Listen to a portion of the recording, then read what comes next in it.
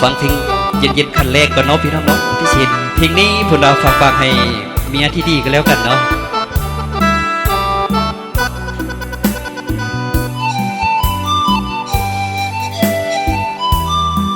ว่าบ่ได้ย้อนเมียดี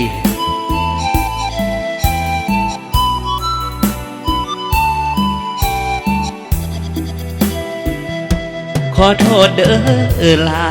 ไอ้นี่นาป้าเมียบ่ได้ถึงแม้นหากเจ้าเพียงใดป้าบ่ได้แล้วเมียคนนี้พาแรงพางานเบากับไอ้มีแต่ความดีเจ็บปวดคอยนวดคอยวีย้อนว่าความดีไอ้ลืมบ่ได้อายหักน้องล่าสุดปรารถนาคือเว้ามาเทียบสองคนเจ้ายังเสียเมียเก่าเว้าเรื่องเอาใจคันเล่าปล่อยด่างก็สิพอว่าอายสิหนีไปอันนี้เราดีเหลือหลายพาแรงพางายเราเบิ่งแล้วแยงเจ้าได้ความสาวความสวยเพราะเจ้ายังน้อยมาเทียบกับเมียคอยเมื่อตอนยังน้อยนั้นห่างกันหลายถ้าจะพบกันเดือนและวันนั้นคงจะได้แต่สิให้ป้าเมียไอ้ป้าบ่ได้ขอโทษเด้อนางหากเจ้าอยู่ดอกอ้ายอยากบอกให้นางหาผู้จังใดอ้ายกะสิอยู่สิขอสู้กับเมียแสนแพงหากเจ้าอยู่ดอกบ่ได้หวังหลอกเจ้าเด้อแก้มแดงสิให้ป้าเมียไปแต่งไอ้ป้าเมียแพงบ่ได้เด้อนาง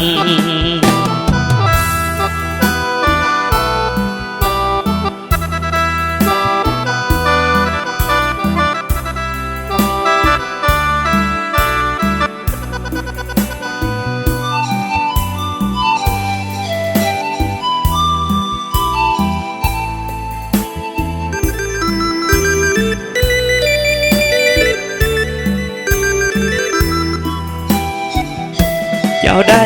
ความสาวความสวยเพราะเจ้ายังน้อยมาเทียบกับเมียคอยเมื่อตอนยังน้อยนั้นห่างกันหลายถ้าจะพบกันเดือนและวันนั้นคงจะได้แต่สิ่งให้ป้าเมียไอ้ป้าบ่ได้ขอโทษเด้อนะหากเจ้าอยู่ดอกอ้ายอยากบอกให้นางหาผู้จังใดอ้ายก็สิอยู่สิขอสู้กับเมียแสนแพ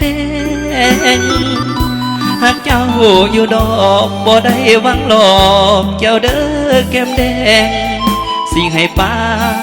เมียไปแต่งไอ้ป้าเมียแพงบ่ได้เด้อนาง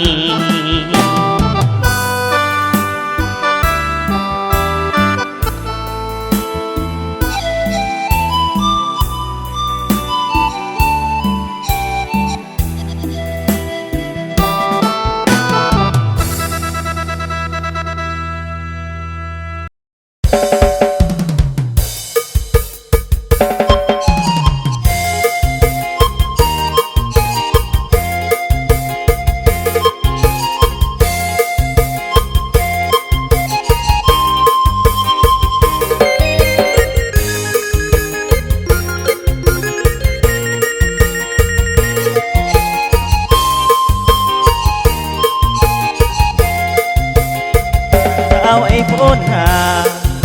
ที่แม่กายน่าซื้อให้เงินว่าอยากได้สิตั้งใจเฮียนหนังสือเอาไอ้โฟนหาอยู่ต่อมาได้ยินข่าวลือเจ้าบ่เฮียนหนังสือแต่ละมือล้มแต่หูบ่าวเอาไอ้โฟนหา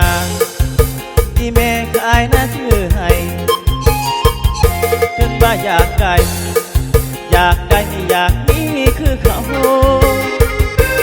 บ่นอลา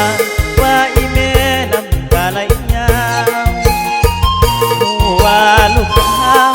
ไปแก้วเบาสู่มือ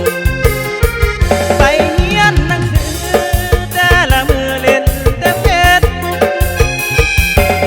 อายละอูใจเห็นเธอแม่เจ้าขอเงินน้ำแม่แต่ละมือเซ็ตหาทุกบ่าวไปแก้เก็บบ่เศร้าการเห็นเจ้าบ่เคยหัวซาสาวไอโฟนหา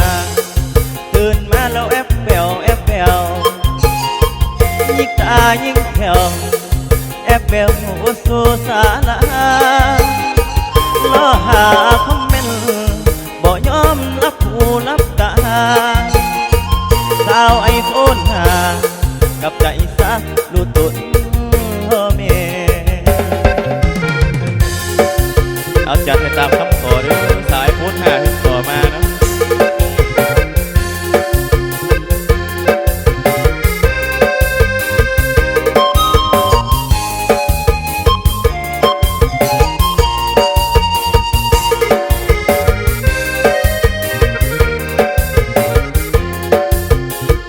ไปเฮียนหนังสือแต่ละมือเล่นแต่เฟซบุ๊ก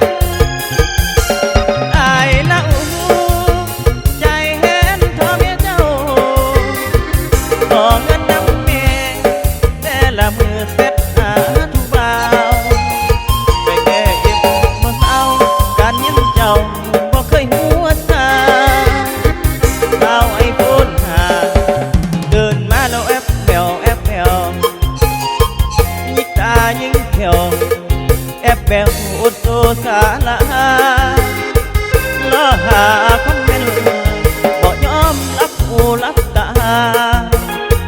สาวไอโฟนหากับใจ